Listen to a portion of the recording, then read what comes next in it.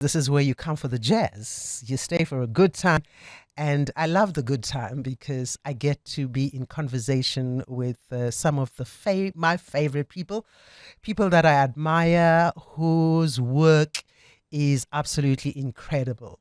And today I am so happy and actually very honored because a multi award winning jazz artist who's also a journalist, singer songwriter, producer, and also the founder of the award winning Women in Jazz organization, who I think both of us just keep telling each other how much we love what we are doing.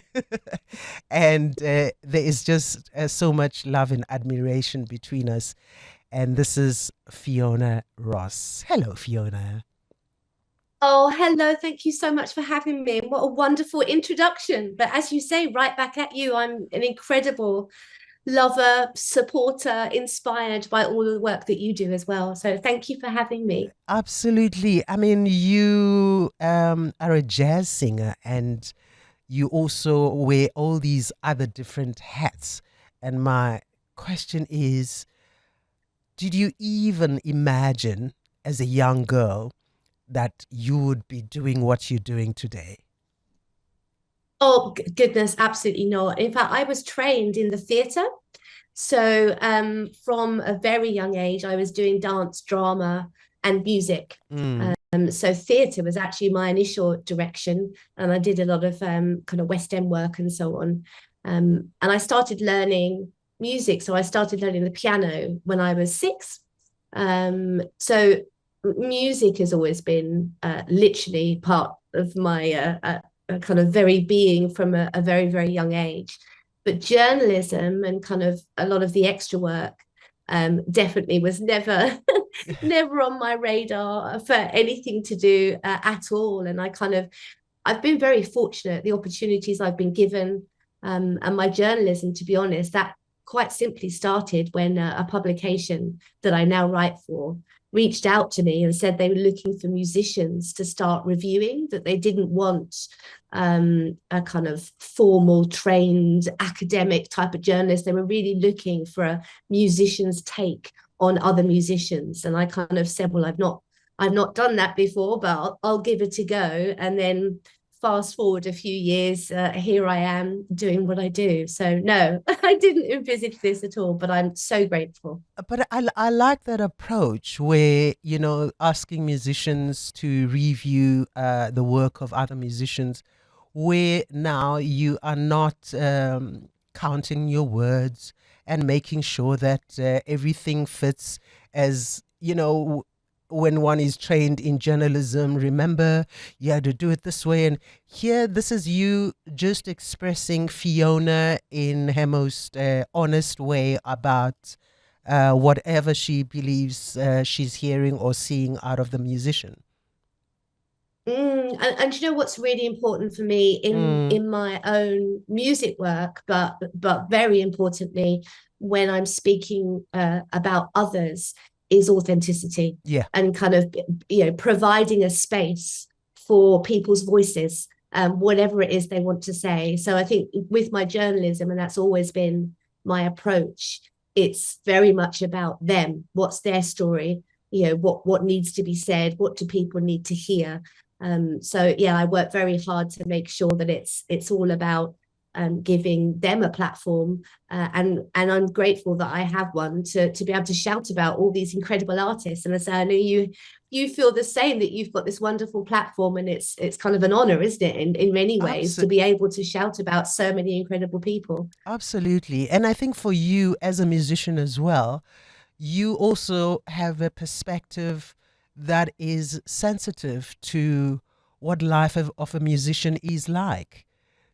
For you Yeah. to be able to then express your thoughts and your opinions and your views really about what other musicians are going through or what they're doing and how their work comes to fruition, because you know the process, the challenges and the successes that go behind all that.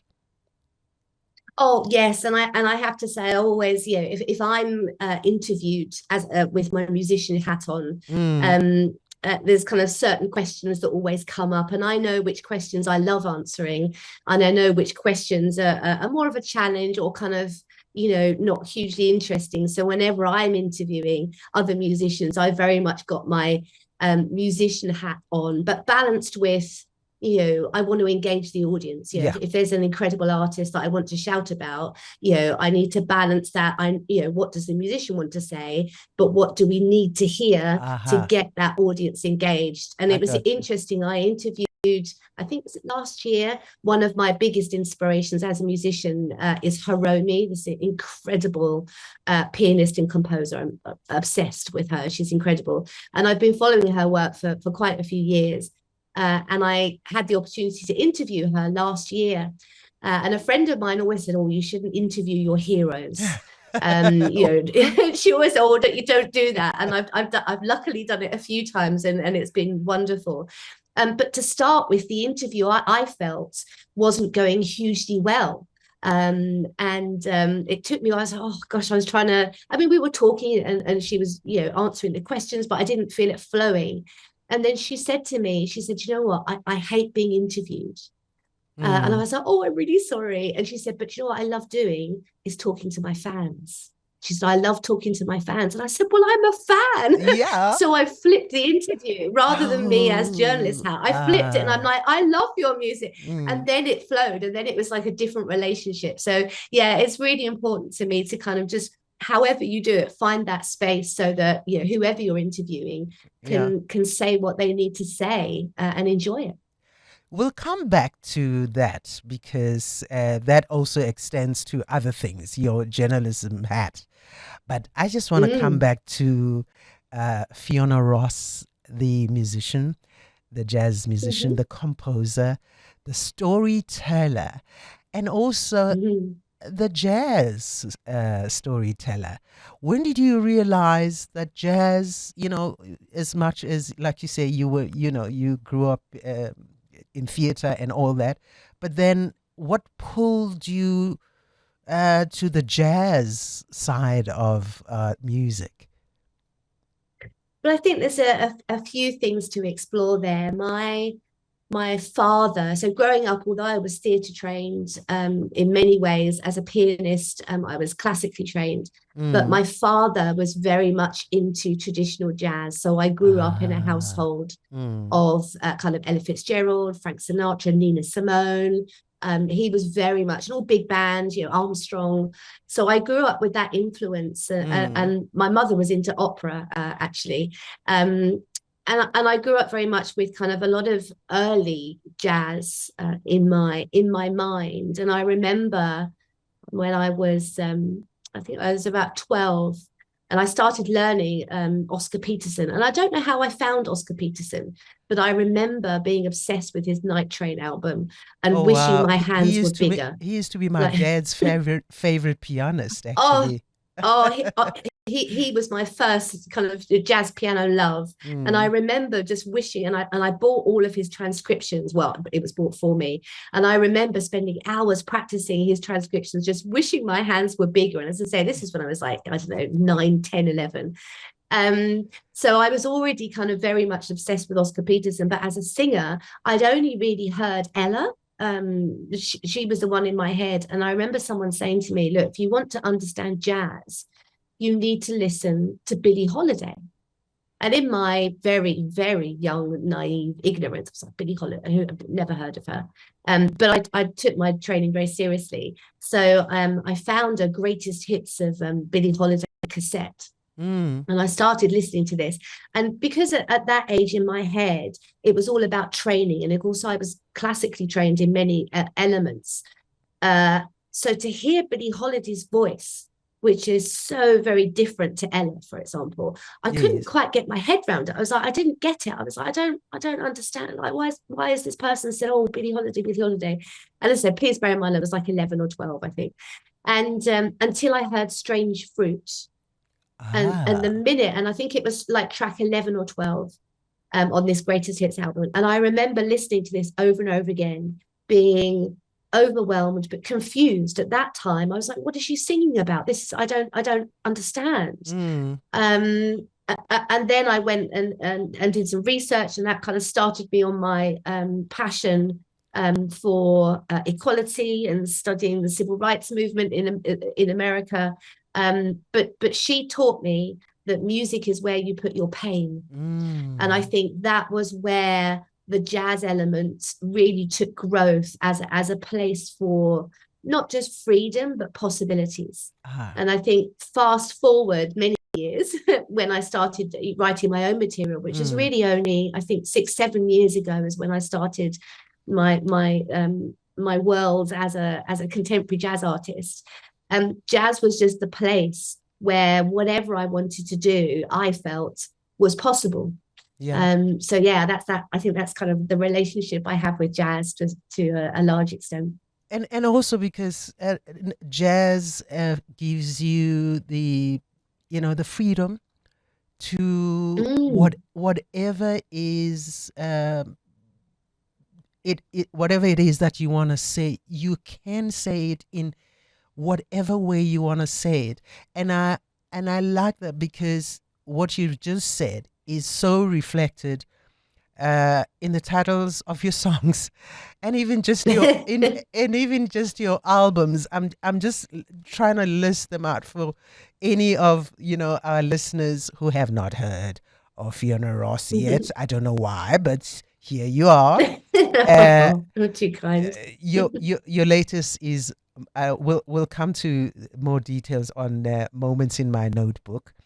You've got thoughts, conversations, and the to-do lists, which I love because you even turn Mhm. that into the title of your podcasts, where you are interviewing Mm. other musicians. Then you've got 7 songs in 7 days. I mean, already one is imagining the story and the experiences behind, these kind of titles. Then you have red flags and high heels. I'm like, and then you have fierce and non-compliant, black, white, and a little bit of gray. You got just me and sometimes someone else, and of course a twist of blue, which was I think your first one as well. So what inspires these kind of titles, um, and especially because, and as you say, with your songwriting skills and excellence, which has come through in your music, um, why do you say you decide? Listen, that's what I thought at the time. That's what it's going to be. Yeah, do you know what? And I quite often get asked about kind of my songwriting process, and Mm. and I'm sure people think I'm a lot more planned than I actually am. And I always say I just go with the flow, but it's Mm. very, very true. What I tend to do is I decide, oh, I think it's time for me to start thinking about my next album, and then I will just start writing whatever comes out. And I literally just go with the flow, and then at the end of writing, once I've written most of the songs, I kind of tend to think, oh, I've got 10, 11, however many songs seems like an album's worth, and I kind of reflect back and then think about the kind of the shape of the work that I've done. And a title just comes into play. It just appears. I don't. The only time I haven't done it that way was fierce and non-compliant. Mm. And this was I used to be on Twitter, now known as X. I'm not anymore. But when I was on there, I found this meme that said fierce and non-compliant. And I loved that phrase. I was just like, oh, I love this, fierce and non-compliant. And then someone replied to this tweet and said, oh, that's a really good album title. And I was like, ooh, Mm. yes, it is. Do you know what? My next album, I'm going to call it Fierce and Non-Compliant. Wow. So with that album, that was inspired by a quote that I posted, and someone just say, oh, that would be a good album title. So Mm. that one I very much started with that, because that, and this is why I loved it, because there's loads of photos of me, and in fact the album cover for that is a photo my mum took when I was, I don't know, I think I was maybe 4 or 5, Mm. looking really stroppy and arrogant and kind of, a diva, and I'm just in this kind of like this pose. um and also in a lot of my reviews at that time, and that was my fourth album, I think, a Mm. lot of my reviews were talking about, saying very kindly that I was fierce, and that was mentioned, but also that I don't, and I'm very happy to say, fit in any boxes. Yeah. Because my music, some of it you go, this is definitely jazz. Some Mm. of it you go, oh, it's more singer songwriter, and then some would say, well, it's kind of contemporary jazz. So I kind of cover a whole range of different Yeah. vibes and feels. In fact, So this non-compliant. I was going to ask how you describe your kind of jazz, because as much as it is rooted in traditional jazz, it just branches off in all sorts of directions. I know, and sure, it's actually quite hard because Mm. I mean, I think I sit under contemporary jazz, Mm. whatever, I mean, if we have, and it's funny, I was talking to someone the other day about, how none of us want to fit into a box, but sometimes you kind of need to align with the box, just when it comes to things like marketing. So even simple things like radio stations and like playlists and so on, Yeah. there are, like yours, there are jazz radio stations, Mm. there are, singer songwriter and so on. So sometimes there's a need to try and kind of work out, do you align with the box? And I think I think I sit under contemporary jazz, but there's some of my music is very definitely jazz, very Mm. definitely. And I Yeah. have thought about actually pulling out of my album some of the songs that you would absolutely define as, these will keep my jazz fans happy. This is proper jazz. And Mm. then I could also pull out stuff that you would say is contemporary jazz, Yeah. in that it's kind of slightly more Latin, or kind of, it's got a bit more groove to it. But Mm. then you could also pull out some songs that you could say are more singer songwriter and more jazz influenced than jazz. Yeah. But I think it's just, I've had such a beautifully diverse musical upbringing. So when I write, I just write what's in my head. And the only time I haven't done that is, and it was my Black, White, and a Little Bit of Grey album. I have Mm. such long album titles. But with that album, I'd had, as I say, quite a few reviews that, and you could see people were kind of like, well, where does she sit? Which box does she sit in? And someone had said, oh, I'm not sure this is jazz. Not in a negative way, and I thought, right, you want a jazz song? I'm going to write a jazz song. And so I started. So the song on that album, called Busy Always Busy, Mm.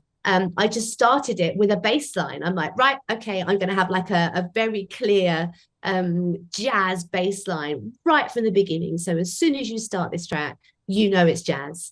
But then at the end of it, I couldn't help it. At the end of it, I move into a slightly kind of, different direction. But yeah, honestly, I just write whatever's in my head. And sometimes that's very, more traditional jazz, and sometimes it's really not. So I never plan it. I really do just go with whatever's in my head at the time. Yeah, but I like the fact that you you you and a lot of other musicians feel, listen, I'm gonna do it my way, and I Mm, hope mm. you just appreciate and love what I am doing rather than fitting into the box, as you were saying earlier on.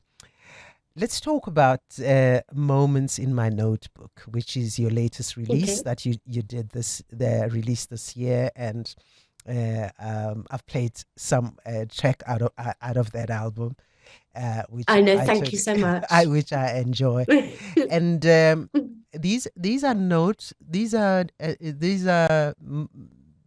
is a notebook that. Tell us the story. Let me not pretend I know. Well, my writing, and although as I say, I am a classically trained musician, so Yeah. I kind of, I read music and so on. But when it comes to my writing, I love the space to just, as I say, go with what's in my head. So Mm. when I start writing songs, I write in my notebook. So, I have literally just like, it's just a Ah. blank Mm. kind of A4 notebook. So there's no manuscript, no kind of music paper on there, or it's literally just blank pages. And when I sit down and decide, right, I need to start writing my next album, I always go to a notebook. And that's where I kind of write my songs, really. And they start in different ways. And sometimes it could be a bass line, as I say, with my Busy Always Busy track, for example. Sometimes it's a bass line, Mm. sometimes it's a groove, sometimes it might be a lyric. So, and again, there's no fixed pattern. They come from different ways. Sometimes I sit and write an entire song all in one go. Mm. But I always put it in my notebooks. So I've got all these notebooks. And to be honest, they only really make sense to me because I kind of just, it's kind of just little notes while I'm writing. So it's not me writing out all the chord structures or kind of, anything like that. It's really just bits. And Okay. then once the song is complete, then I kind of score it out, if you like. So I write out the chords and kind of do it so it's a proper structure, so I can give it to my musicians to play. But yeah, so I write it in my notebooks, and with this album, because it takes me to 100 songs, Mm. um, and I was kind of reflecting on the significance of that and what that really meant. And I just thought, well, actually, 100 songs, all of my 100 songs are literally kind of moments in my life that I've actually put in my notebooks that's turned into a Wow. song. Yeah. So yeah, that's where that comes from. And 100 songs and a lot of awards, not only as a musician, but also even for your writing work, but even for, in fact, you were saying that a couple of days ago, you're celebrating 5 years of Women in the Media organization that you started. Let's talk about that as to Yes. why you even, uh, I mean, clearly influenced by your journalism work, you also, and you being a woman, this is me now explaining to myself. Mm-hmm. You Yes. you then decided to, you're going to start this women in jazz media organization. What happened, or what other experiences, or what did you witness that you thought, listen, there is this gap, this emptiness that needs to be filled with this kind of work? Mm. Well, to be honest, it was really quite simple in many respects, and it was during the COVID lockdown, Mm. and I was it was one day, and I was looking at this jazz publication, which I won't name, but normally when you look at jazz publications, online or print, there's never many women. And I'd always been aware of that. And the publication I worked for, there was only one other woman Mm. who then left. So I'd always been aware that there was kind of, it felt like there wasn't many of us out there. And on this particular day, I was looking at this publication, and they actually had information on the writers. And I was like, oh, this is wonderful. They're actually, you could click on a link and there was a whole page with photos of all the writers. And I was like, oh, this is glorious. I haven't had to search to find the writers.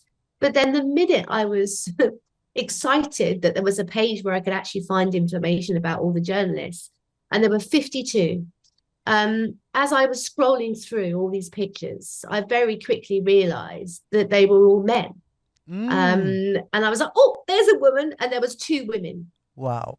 And the thing is, I think, although I'd always been aware of that, to see it visually in that way just really got to me. And I was just like, do you know what? I've had enough. I've just had enough of there not being women being platformed. Like, where are the other female journalists? Mm. So at the time, it was very specifically about journalists. And I thought, you know what? I'm just going to start a Facebook page. And as I say, I do go with the flow with everything that I do and the ideas that come into my head. So I thought, I'm just going to start a Facebook page. And I was just thinking, well, what can I call this page? And I thought women in jazz, there's a lot of fabulous organizations and different things that are called women in jazz. Mm. And I thought women in jazz journalism was a bit J. There's too many J's in there. And I thought, okay, well, media, journalism comes under media. Mm. I'm just going to call it women in jazz media. And I started this Facebook page. And the initial idea was really just for me to kind of reach out, where are the other women out there? Yeah. But then very quickly, I was getting messages from journalists, women across the world, talking about their issues, saying, thank goodness I've been looking for something like this. I feel completely on my own. And then I realized, okay, I think a Facebook page is not quite enough. I'm going to need to do something more. And if we're Mm. looking at media, that also includes photography. Sure. That includes producing, encompassing everything. So it very quickly, and I do mean very quickly, escalated into me kind of, talking to some women about forming a team, and starting some initiatives. So that's how Yeah. it started. And that's how I found you. Mm. Incidentally, because I just saw that title, definitely refers and connects with me and what I do, Mm. and just finding out the incredible work that you've done. Not only have you then interviewed a whole lot of women in this space, Mm. including our very own photographer out in East London, in the Mm. Eastern Cape, and you've also interviewed a musician from Cape Town. You and me as well. Thank you for that. Yes, you're coming up in the next magazine. I'm very excited Oh, about that. lovely, lovely, lovely. I because then it also then as you say, expanded to the whole world now, and gives every one of us in this space access to a lot of people that we may not know who are in this space, not only as women in the media, but also the women jazz musicians and artists who are needing the acknowledgement and also the exposure to the rest of the world. And I have to say, this is a wonderful challenge, but one of the biggest challenges, because when I first started it, I didn't Mm. think about location. And in fact, the very first message I got on the Facebook page was from a journalist in China. And then the next Ooh, one was from someone in Spain. wow. So it was I hadn't given any thought to location until these women reached out. And I thought, well, I don't know anything about the jazz scene in China. And then I don't really know anything about the jazz scene in Spain either. Mm. So very quickly I was like, okay, because the thing is, we are all in this together. Yeah. And whether that's by country, by type of jazz, or our role, we Mm. all need each other. So, as a musician, you need a venue. You need someone to hopefully play your music, a radio station. You need a photographer. We are literally all in this together. Mm. And I always long for that community feel and the understanding that we do all need each Mm. other. So for me, it's really important that we share everyone equally, whilst also balancing that with what we don't often see. So, for example, and look, I'm a vocalist, so this is no disservice to vocalists, but if you look across the world, female singers, you will see a platformed far more than, let's say, female trombonists. Yes. Or female photographers. Mm. So a big part of the work is, because the dream is that we don't have to talk about any of this. The dream is everybody is platformed and everyone. Yeah. But until we're there, a lot of our focus with women in jazz media is, what do you not normally see? And what I love doing, and as I'm currently in the process now with our magazines, when it looks to the front cover, I'm like, well, what do you not normally see on the front cover of a jazz magazine? What have I never seen before? And it comes from a negative place in some ways, but I love being able to go, do you know what? I have never seen a kind of, I don't know, black guitarist who's in her 80s. Mm-hmm. I've never seen that on a cover, right? So I love thinking, what do I want to see? What does the world need to see that we don't normally see? So that's what's really important to me. Because a lot of it goes a long way in then for the young ones who are coming up to know what is possible, and that you also don't have to look a certain way or be a certain way to get the kind of exposure. Like you make the example you're making, an 80-year-old Mm, guitarist, on the front cover is for mm, any young person to know, I can do this for the rest of my life.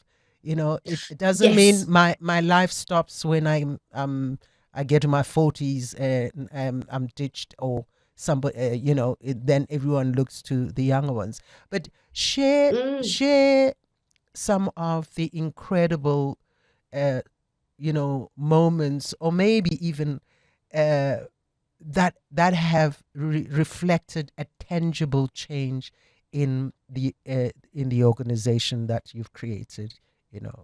Women in Oh Jazz Media. gosh. Oh gosh. Well, do you know, it's funny because as you kindly pointed out, it was our 5-year anniversary on Mm, Friday, just a couple of days ago. And part of what I do each year is I just literally do like a document of highlights of what we've achieved in 5 years, just so I can put it on the website so that yeah. people can just have a quick overview.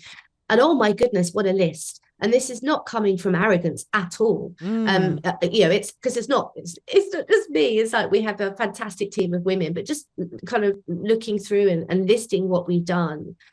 Looking back, I don't quite know how we've done that. But I think a few things when we talk about changing the landscape, and as I say, and I quite often have to say this is not about female domination. The dream is that actually we don't need to exist, that we don't have to yes, talk about actually, we gender or shouldn't be anything we else. That's the shouldn't be dream. forming these kind of organizations and platforms. They shouldn't be there, and they are there Exactly. so that they can disappear Yes, so that's the eventually. dream. And quite Mm. often people say, "What's your goal?" And I think they expect me to go, "Well, we want to take over the world." And it's like, absolutely not. The dream is that I don't need to do this Mm. at all. But we're not obviously there yet. So things like our magazines are now in the British Library. Yeah. And for me, that's significant Wow. because that means forever in history Yes. will be these women. So it's not even about our magazines Mm. or us. It's about what's in the magazines. So yourself, for example, you will be in the British Library. So I think that Hello. I Oh, know, right? hello. So yeah, so for me, the British Library, which is obviously very significant, Mm. but we're talking about history. We're talking about the history books, and this is where historically women have not been. Yeah. So I think things like that are significant. I think the amount of articles we've written and the stories that we've shared are significant. And again, it's that focus on Mm. photographers. So we recently held, and again, this is something I'm very passionate about. I mean, I'm not a photographer. I mean, I love photography, but I'm Mm. not a photographer. But I spend an awful lot of time with photographers. Yeah. And we held an exhibition. And this is a really beautiful example of how you just come up with an idea and then it beautifully kind of flies into this other area. And basically, to cut a very long story short, of the jazz clubs, and I'm based in London, of the jazz clubs in London, and there's not that many of them. Some of them have some stunning photos on the wall, really Mm. stunning, gives it that kind of jazz club feel, black and Mm. white kind of photography, gorgeous, and it does add to the vibe. But most of them do not have, firstly, the credits of the photos. So you've got these photos, but it doesn't tell you who took them. Mm. But importantly, there are barely any women. In fact, and I won't name because I'm not a name and shame, but there's several well-known clubs in London that don't have any female photographers on the wall at all. Wow. And on a particular day, I just had enough. I was just like, you know what? I just need to see women on the walls. Yeah. And I happened to be at one of the venues that we work with, and I walked in and Preeti, the manager, she said, "You all right?" And I said, "No, you know what? I just need to see some women on the walls." And we basically kind of thought, oh, I looked around. I'm like, can we put some women on your walls? And then she said, oh, let me talk to our venue owner. And Mm. he does art exhibitions. And this basically escalated into a photography exhibition. So, Wow. Beautiful. her voice, her sound, Mm. which is actually, and we have five different photographers, one of which is from, so Vuya Gibber Oh, Vuyo Gebe. from That's South. yes. That's who Yes, you yeah, she's also one of did this. the Mm. yes. She's one of the photographers. So it started off, and that was in London for 3 months. So literally, and I said I did do some research. So I don't want to absolutely be adamant, but I cannot find any other time at all, according to the internet, of where this has happened before. Of having a female photography exhibition, Kudos, jazz kudos photography to you, girl. at all. Kudos to Yeah. you. So Well done. I can't find evidence. And Yeah. now we're going on tour. So we did it in London, and now Fantastic. next year we're going to go on tour, and hopefully we'll come over to you. That's something we had a brief chat about, but that's on my Yeah. list. So No, I that's think things like that are significant. lovely. Fantastic. Who have been your favorite women to interview? Oh, No, for the um, articles and even maybe for your podcasts, because I've seen some incredible women on your podcast. I mean, a favorite that we share is China Moses, and oh, I told her I was going to be speaking to you as well, and she was just as happy. And you've had some incredible musicians and singer songwriters. I mean, the conversations that you have, I love those conversations that you have with the women as well. oh, thank you. I've been honestly, and I say this all. I'm so grateful, and I genuinely don't know how these things happen because Mm. it is really such an honor to be able to speak to so many incredible women. And China Moses, and if she's listening, she'll laugh at this. It's a healthy obsession, like almost every day on. Like she makes my day better. Just scrolling through Instagram, I and what I love know. about China, I mean, Mm. it's the honesty. Like she's amazing. Like from her, as a performer, as a woman, as someone who fights for the community, and I just love, her everything about her. Mm. And I can just look at a picture of her scrolling on Instagram, and just that kind of goes, you know what? Okay, yeah, I can Yeah. do this, or I can get on with my day, or even just, you know what? I've got the same issue. So Mm. I love speaking to those women who inspire, but also somehow manage to bring you into that kind of look, you're not alone. Yeah. We have this commonality. So yeah, China, and I think two of our patrons actually are again my heroes. So Maxine Gordon and Ah. Tamika Noddle. Yeah. And oh my goodness, I mean, these are women that are forever in my heart, mind, and soul. And And I I have and learned and I so know much from you them. follow her every time she goes to France. You're there. Oh, well, Maxine, and this was, and in fact, Maxine, this was, yes. oh, honestly, and I think, and again, this is an example of how things seem to happen in my life. Was that, and this was quite early in my journalism career, Mm. and I knew nothing about her at all, and I saw that Dexter Gordon's wife was writing a new book about Dexter, and Mm. I thought, oh, that looks interesting. I'll see if I can interview her. Quite, complete ignorance. And I managed to kind of get hold of her. And she said, "Oh yes, I would." And I'd not met her before. She said, "Yes, I'd love to, but I'm in Paris." And I was like, "I'll come to Paris then." So I went to Paris, and Mm. and this basically was life changing for me, because we sat in this gorgeous cafe for hours and hours talking about everything. Yeah. And then she also said to me that with this new book, she had decided that she only wanted to be interviewed by, and she's based in New York normally. Mm. She only wanted to be interviewed by women or African Americans. And she only wanted to sell her book in independent bookstores. Wow. And just that statement for me was like, wow, yeah, you could do that. Like people can do that. You can make those choices to go, do you know what? I don't want to play this game. This is how I'm going to do it. Yeah. And she goes to Paris. And in fact, part of that is because she adores James Baldwin. And so she goes, she spends about 3 months in Paris every Mm. year. And of course, Paris is a little bit easier for me to get to than New York. Yes, So absolutely. She's an and amazing cheaper. she's an amazing woman, Oh, and incredible. you're right. When you talk to her, you can sit there for hours. I met her twice Oh, in the Netherlands, though. oh, then you know. Yes, exactly. What are you curious about as a musician right now? Ooh, what a wonderful question. what am I curious about? Oh, I don't know. I think as a musician, I'm always, because I don't plan anything Mm. really, I'm always interested to see where my musical head goes to.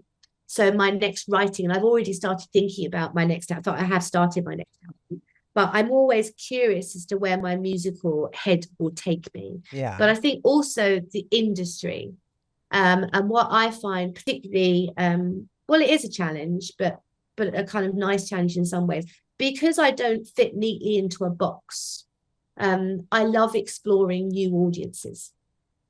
So next year, for example, I'm playing outside of London, which I haven't done an awful lot of. So I'm going to kind of Wales, I'm going to Ireland, Mm-hmm. different areas. And for me, that it kind of means I'm exploring new people, new audiences. So for me, it's kind of like, are you connecting with my music? And I certainly hope so. But then it's those conversations. It's like, what is it about my music that does something for you? And then Mm. trying to really reflect on that, and hope that it kind of instills in me, so that any new music I write is something that people would like and need, I Mm. guess. Wow.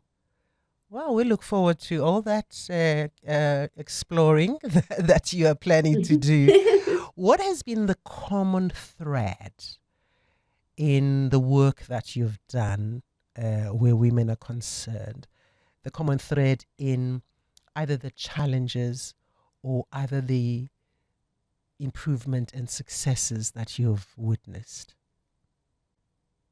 Sure, I think it comes down to being heard. Mm-hmm. I think it comes down to women not feeling that they're heard Mm-hmm. and not having that space to be heard. And then with the Women in Jazz Media and the work the whole team does and the work that I do, is being very grateful to have a platform to allow, I don't allow seems the wrong word, but to give, women a place that their voices can be heard. And Mm-hmm. whether that's in an interview in our magazine, whether that's a gig opportunity, like a performance opportunity, whether that's an interview on a podcast, Mm-hmm. whatever it is, I think it's about, having a space to be heard, but also to be heard truthfully. Yeah. Like, what is your story? Who are you? What do you want people to know? And I think that is the really the heart of everything that we do, is that Mm. I want everyone to have a safe space, Yeah. and not just safe, a space that is valued, that's respected, but also wanted. And I think that's the thing. It's not just about having a space. It's like, people wanting, gosh, we want to hear Wanting, more about this yes. person. Mm. Right. So yeah, I think that's at the heart of everything I do, to be Yeah. honest. And have you, as we wrap up, have you found that a lot of women are expressing the fact that they are finding themselves being more free to be authentic, rather Yeah, than yes. than fitting into certain societal expectations? Well, yes and no. I think yes, but there's also still a big problem with that. Mm. And that would be a whole other conversation about the industry, but I think that's still a challenge. But I do think, and again, would be another conversation, but I think with the rise of AI, in particular, and all the fake out there, that Mm. actually does give rise more to real. So whilst there's so much fake, authenticity and what's actually real, I think is going to actually become more of a thing. And that sounds like a weird thing You're to say, right. but Yes. but I know even me with my last album, Mm. almost every review I got, and they were wonderful, almost everyone referred to my authenticity. And for me, I'm like, well, of course, it's just me. Of course, I'm authentic. But it suddenly occurred to me that where we're talking about AI generated music and kind of, fake images and so on, actually, I think people are going to want more Of authenticity, which is a authenticity, wonderful thing. which is fantastic. Look, I know we could talk for hours on end, as we We did, could. as we did last time, but Yes. I just want to thank you and wish you all the best and congratulate you on all the work you do, not only as a musician but also as activist for, women in jazz media. And thank goodness that platforms like yours exist in the many forms that it does, because then everybody gets to know we exist all over the world in different forms, shapes, colors, and modes and characters and so forth. And thank you so much for all the work you do, and make it grow even bigger. In fact, how do you want to plan to grow it?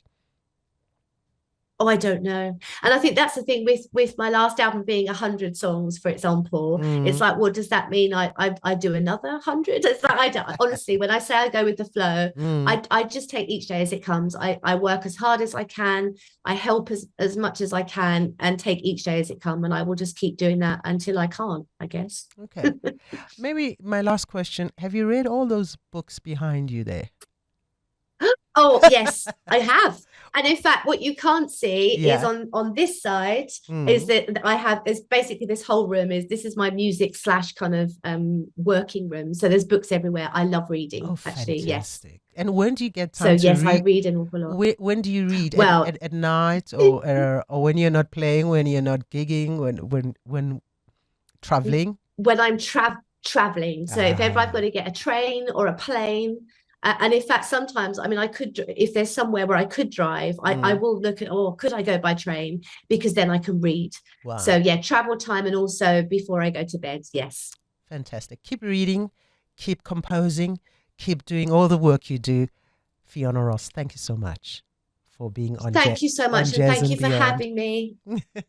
Thank you so much for all that you do. And I love your show. So thank you so much. Thank you. Much appreciated. Well, that's Fiona Ross, the multi awarding musician, composer, author, journalist, and activist for women in jazz and women in the media as well. Come for the jazz and stay for the good times. On Jazz and Beyond with Nothemba Madumo. On 702 and Cape Talk.